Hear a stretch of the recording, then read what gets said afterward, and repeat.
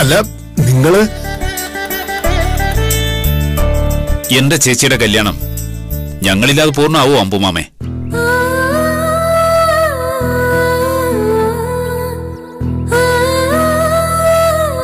അറിയിച്ചില്ലേലും വരും. അത് ഞങ്ങളുടെ കടമ മാത്രമല്ല, അവകാശമാ.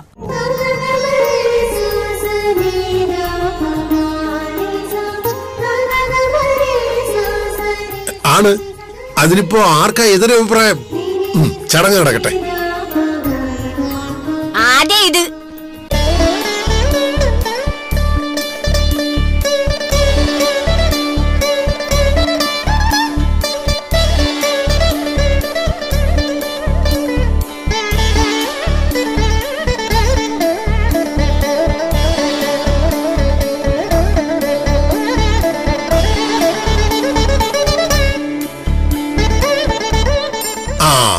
ഇനി ഐശ്വര്യമായിട്ട് ഈ വിളക്കും വാങ്ങി വലത് കാല് വെച്ച് അകത്തേക്ക് കയറിയാട്ടെ.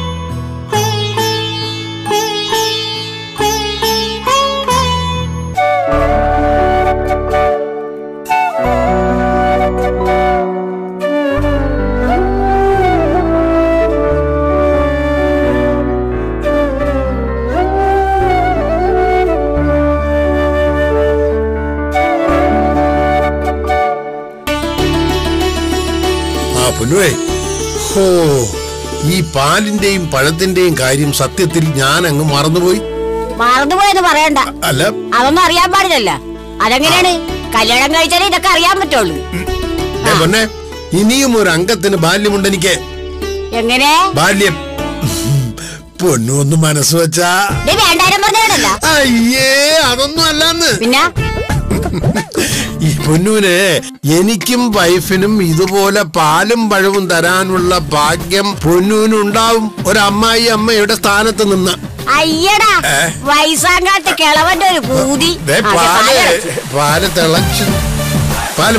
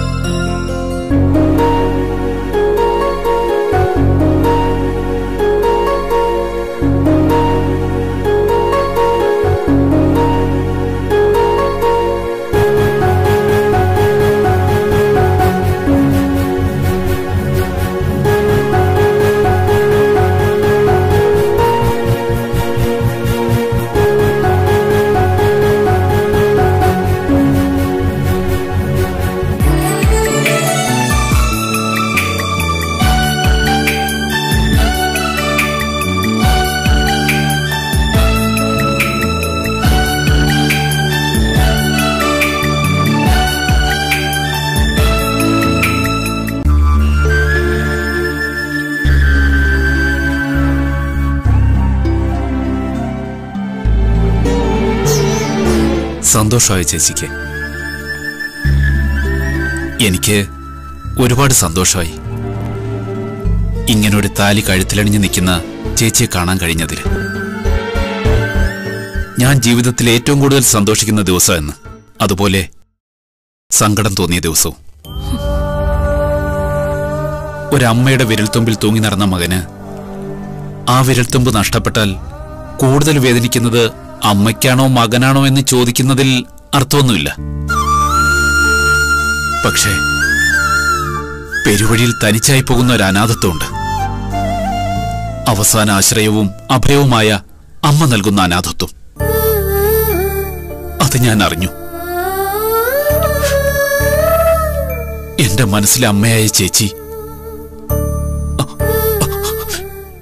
എന്നെ കൈവിട്ട് കളഞ്ഞപ്പോ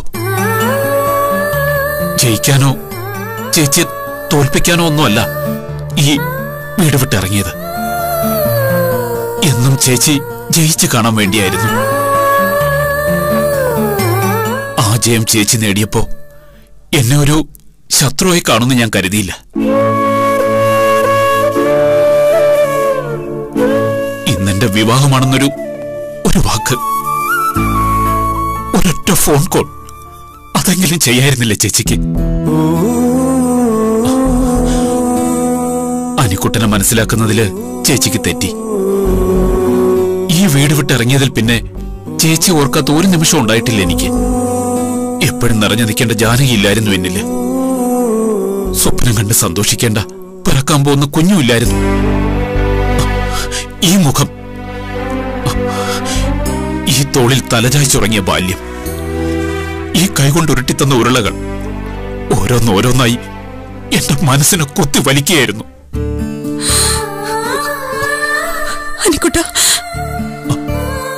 ഉറങ്ങിയിട്ടില്ല ഞാൻ. പലവട്ടം ഈ വിളി കേട്ട് ചുറ്റും നോക്കിയിട്ടുണ്ട് ഞാൻ. അനിക്കുട്ട എന്നുള്ള വിളി അതില്ലാതായപ്പോ എനിക്ക് നഷ്ടമായത് വേറൊരു വിളിയല്ല, എനിക്കുള്ള കരുതലായിരുന്നു.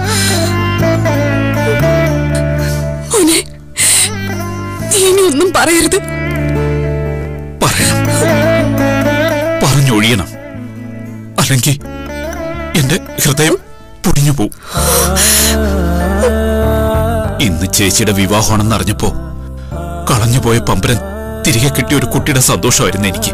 പക്ഷേ തൊട്ടടുത്ത നിമിഷം ഞാനത് ഓർത്തു, അയ്യോ എന്നെ അത് അറിയിച്ചില്ലല്ലോ എന്ന്.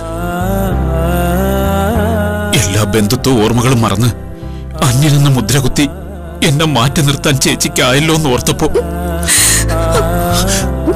കണ്ണു നിറഞ്ഞു ഒഴുകിപ്പോയി ചേച്ചി. ഒന്നും മറക്കാനാവില്ല എനിക്ക്, അകറ്റി നിർത്താനും ആകില്ല. നീ എന്റെ മോനാണ്. ഒരു പെരുവഴിയിലും നിന്നെ തനിച്ചാക്കി പോകില്ല ഞാൻ. അതിന് പറ്റൂടാ എനിക്ക്.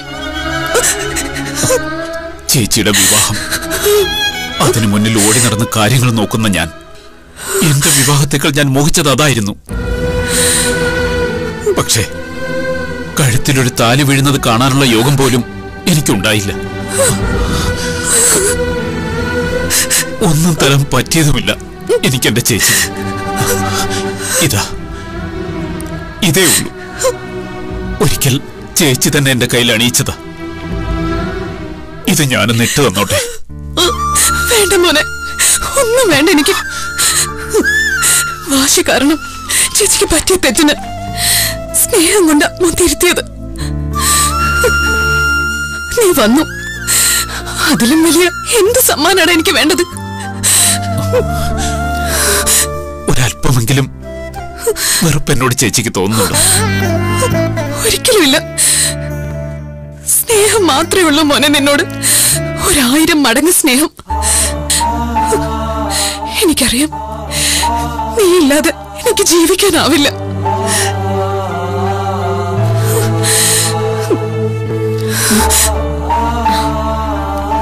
ആഹാ, എന്താ അനിയേട്ടാ ഇത്? ഒരു നല്ല ദിവസമായിട്ട് ചേച്ചി കരയിക്ക? ഒന്നുമില്ല. അനിയേട്ടനും കരയാണോ? ഒരു കാരണവശാലും ഇന്ന് ചേച്ചിയുടെ കണ്ണ് നിറയരുത്. ഇന്നല്ല, ഇനി ഒരിക്കലും നിറയരുത്. എല്ലാ കാർമേഘങ്ങളും ഇതോടെ പെയ്തൊഴിയ. ആ ചേച്ചി അങ്ങോട്ട് ചെന്നേ, പുള്ളിക്കാരനവിടെ ഒറ്റയ്ക്കിരുന്ന് മുഷിയ. ഒരു നാണം കണ്ടില്ലേ? വാ ഇങ്ങോട്ട്.